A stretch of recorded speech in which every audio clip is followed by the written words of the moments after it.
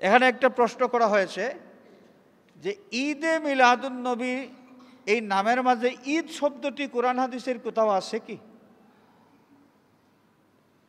কোরআন হাদিসের কোথাও আছে কি না যদি বলতে হয় আলোচনা অনেক লম্বা হয়ে যাবে।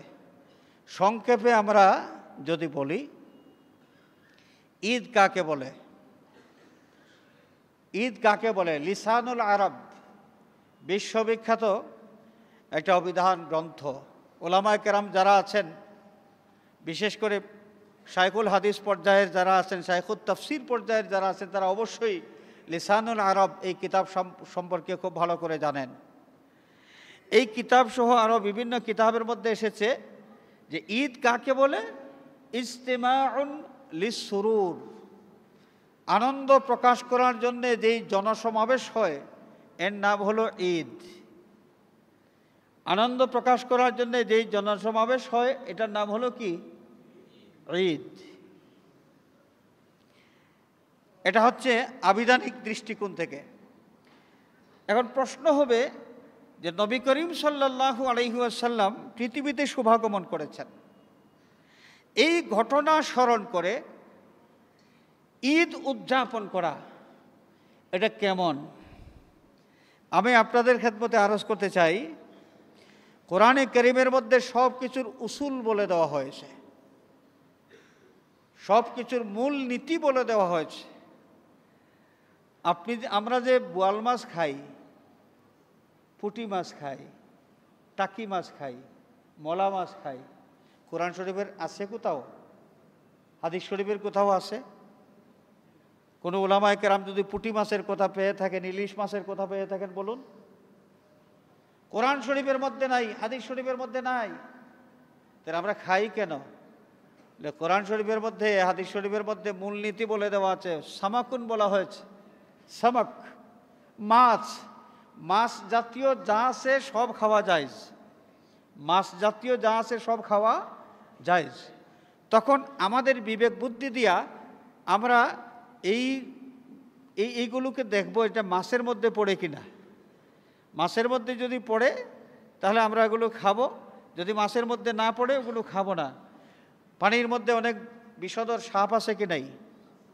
জলহস্তী কোথায় থাকে? পানিতে থাকে।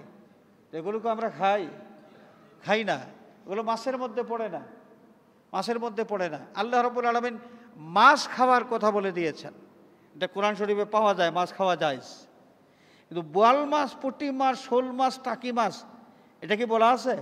নাই। মূল নীতি বুঝতে হবে এবং এই মূল নীতির থেকে আপনার কাঙ্ক্ষিত বিষয়টা আপনি উদ্ঘাটন করতে হবে। আল্লাহ রাব্বুল আলামিন কোরআনে কারীমের মধ্যে যে বিষয়টা জানিয়ে দিয়েছেন যে এক সময় সাইয়্যিদুনা হযরতে ঈসা আলাইহিস সালাতু ওয়াস সালাম আল্লাহর কাছে দোয়া করলেন, রব্বানা আননা মাইদাতাম মিনাস সামাই তাকুনু লানা ঈদান লিআউয়ালিনা ওয়া আখিরিনা ঈদান লিআউয়ালিনা ওয়া আখিরিনা ওয়া আয়াতাম মিনক। রব্বানা আল্লাহ আনজিল আলাইনা মাইদাতাম মিনাস সামা, আসমান থেকে জান্নাতি খাবারের একটা খাঞ্চা আমাদের জন্য আপনি নাজিল করেন। যেই খাঞ্চাটা আমরা পাওয়ার পরে তাকুনু লানা ঈদান লিআউয়ালিনা ওয়া আখিরিনা, যে খাঞ্চাটা আমাদের জন্যে এবং আমাদের পরবর্তী প্রজন্মের জন্যে এই খাঞ্চা প্রাপ্তিটা একটা খুশির কারণ হবে। আমরা ঈদ করব, ঈদ হিসেবে এটাকে গ্রহণ করব। সুবহানাল্লাহ বলে। ঈদ আছে কি নাই কোরআন শরীফে? আছে। এবারে আসেন, আপনি বলবেন যে এটা তো ঈসা আলাইহিস সালাতু ওয়াস সালামের যুগের ঘটনা। ঈসা আলাইহিস সালাতু ওয়াস সালামের যুগে ঈসা আলাইহিস সালাম যে ঈদ শব্দটা ব্যবহার করেছেন ওইটা দিয়ে ঈদে মিলাদুন্নবীর দলিলটা আমরা কেমনে দেব? ঈদ শব্দ তো, প্রশ্ন হলো শব্দটা আছে কি নেই। হাজরিনে কেরাম, অন্য শরীয়তের বর্ণিত যত বিষয়, অন্য শরীয়তের যত আহকাম কোরআনে কারীমের মধ্যে আছে এবং এর বিপরীত কোনো আয়াত কোরআনে কারিমের মধ্যে নাজিল হয়েছে, তাহলে তখন অন্য শরীয়তের বর্ণিত সেই হুকুমটা ইসলামী শরীয়তের জন্য এটা গ্রহণযোগ্য হবে না। কিন্তু অন্য শরীয়তের মধ্যে যা ছিল কোরআনে কারিমের মধ্যে যদি তা উল্লেখ থাকে এবং এর বিপরীতে কোনো আয়াত না থাকে, এর বিপরীতে কোনো দলিল না থাকে, তাহলে বুঝতে হবে কোরআনে কারিমের মাধ্যমে ওই বিষয়টাই অনুমোদন দেওয়া হয়েছে, এটা গ্রহণযোগ্য। যে ঈদ শব্দটা এখানে এসেছে, তারা খুশি উদযাপন করবেন। খুশি উদযাপন করবেন কিভাবে? আসমান থেকে বেহেশতি খাঞ্চা যখন নাজিল হবে, এই খাঞ্চা প্রাপ্তি, বেহেশতি খাবার প্রাপ্তি, এই ঘটনাটা তারা যতদিন মনে করবেন, এই ঘটনাকে স্মরণ করে আনন্দ উদযাপন করবেন। তাকুনু লানা ঈদান লিআউয়ালিনা ওয়া আখিরিনা ওয়া আয়াতাম মিনক। এখন কথা হলো যে আমরা যে ঈদে মিলাদুন্নবী বলি, এখানে ঈদ নিয়ে আসলাম কেন? ঈদ নিয়ে আসলাম প্রথম কারণ হলো আল্লাহ পাক হুকুম দিয়েছেন, কুল বিফাদলিল্লাহি ওয়া বিরহমাতিহি ফাবিযালিকা ফালইফরাহু। এই রহমত প্রাপ্তিকে স্মরণ করে তোমরা আনন্দ প্রকাশ করো। এই আনন্দ প্রকাশ করা এরই নাম হলো ঈদ। আনন্দ প্রকাশ করা এর নাম কি? ঈদ।